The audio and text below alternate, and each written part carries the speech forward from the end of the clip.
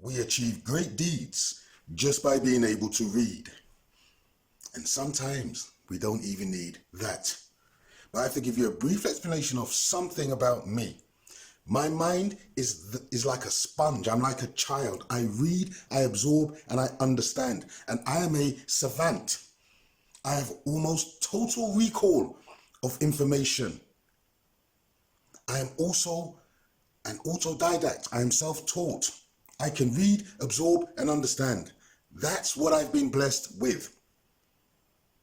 Now, Malcolm X was an autodidact. He was self-taught and he was highly intelligent and articulate. Muhammad Ali could hardly read, but was articulate and intelligent. And two of the greatest men of the 20th century, with exceptional minds, being highly intelligent, sharp, quick-witted, had excellent memory. They could read. And my point is that college or university, having an education at college or university can be of value if we have access to it, but it is not a prerequisite for we to be outstanding. Louis Vuitton, Samuel Sharpe, Paul Bogle, Nat Turner, none of them went to school, but they had the capacity to read. Fredrick Douglass didn't go to school, but achieved greatness. Booker T. Washington didn't go to school, but he taught himself to read. And look what they achieved. We achieve great deeds just by being able to read. And sometimes we don't even need that. Sojourner Truth couldn't read. Harriet Tubman couldn't read. And look what they achieved. Because I'm dealing with intellectual capacity. And I'm trying to show that a formal education for we doesn't really matter. It helps, but we can teach ourselves anything as long as we can read. As long as we can read, that's all we need. For we to succeed, we just need to be able to read.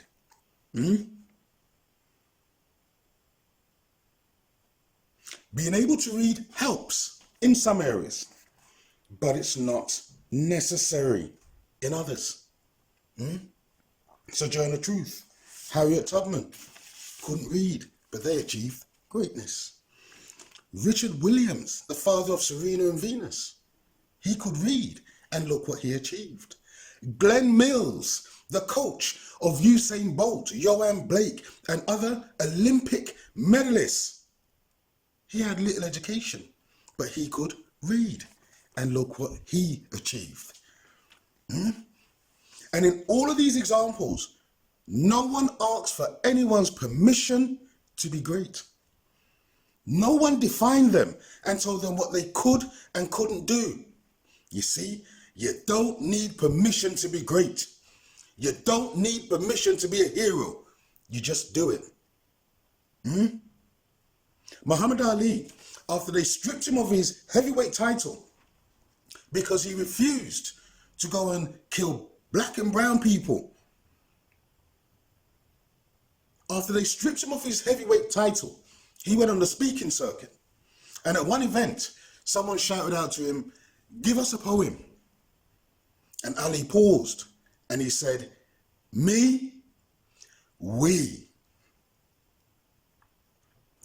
Me, we." He was saying, what I am, you are. Me, we. I think, and this is my opinion, that some of us look, but we don't really see. And I'm going to tell you what I see. Since 1939, almost every heavyweight champion of the world was black. From Joe Louis to Jersey Walcott to Floyd Patterson to Sonny Liston to Muhammad Ali. All greats in their own right. And that was from the 30s to the 70s. By 1986, you had the phenomenon that was Mike Tyson. And he became the heavyweight champion of the world at age 20. Floyd Patterson became the heavyweight champion of the world at age 21. So if you missed the great heavyweights of the 40s, the 50s, the 60s, the 70s, you had another one in the 80s. You had Lennox Lewis in the 90s. That's showing you something. The heavyweight champion of the world taps into something embedded in the human mind about strength, speed, power, courage. It is the pinnacle of what a human being can be, which is why everyone in the world knows the heavyweight champion.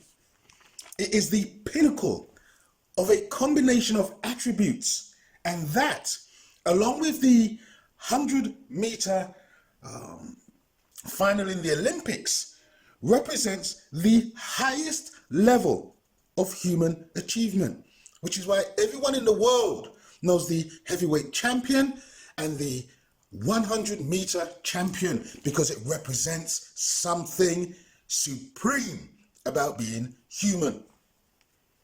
So you had Tyson in 1986, but by 1998, you had the 100-meter Olympic final, and for the first time in history, all the finalists were black men. You may remember how Ben Johnson erupted from the blocks and flew down the tracks. You may remember when Tyson knocked out Trevor Berbick in 2 rounds. You must have looked at that in awe. You must have been amazed at what you saw. But then, 4 years later, in 1992, in the Olympic 100 meters final, again, all the finalists were black men. And then it clicked. Deja vu. Deja vu. I saw something. Because in these 2 areas alone, I saw that we were the fastest people on the planet. We are the strongest, the most dynamic, the most exceptional. We have speed. We have power. We are the most powerful people on the entire planet. This is a fact. It is a fact. It is the reality. And it's simply truth. It's true. There's nothing controversial to say that all the heavyweight champions in the world are black men. The fastest men in the world are black men. That's not controversial. It's a fact. So, to tie the 2 topics together, you have the greatness of Toussaint Louverture, of Sam Sharpe, of Paul Bogle, of Fredrick Douglass, Booker T. Washington, Malcolm X, Muhammad Ali. They were all self-taught. They all learned to read, and look what they achieved. Harriet Tubman, Sojourner Truth, couldn't read, but look what they achieved. But we can use a completely different metric to measure greatness. Richard Williams, the father of Serena and Venus, he read, look what he achieved. Glenn Mills, the coach of Usain Bolt and Yohan Blake, who himself was a record holder, look what he achieved just because he could read. Muhammad Ali could hardly read, yet was extremely articulate. And he said, me, we. He was telling us, everything he is, we are. And if a God amongst men tells you, me, we, then it is wise to take heed. Thank you for watching. Please share and subscribe. More videos coming soon.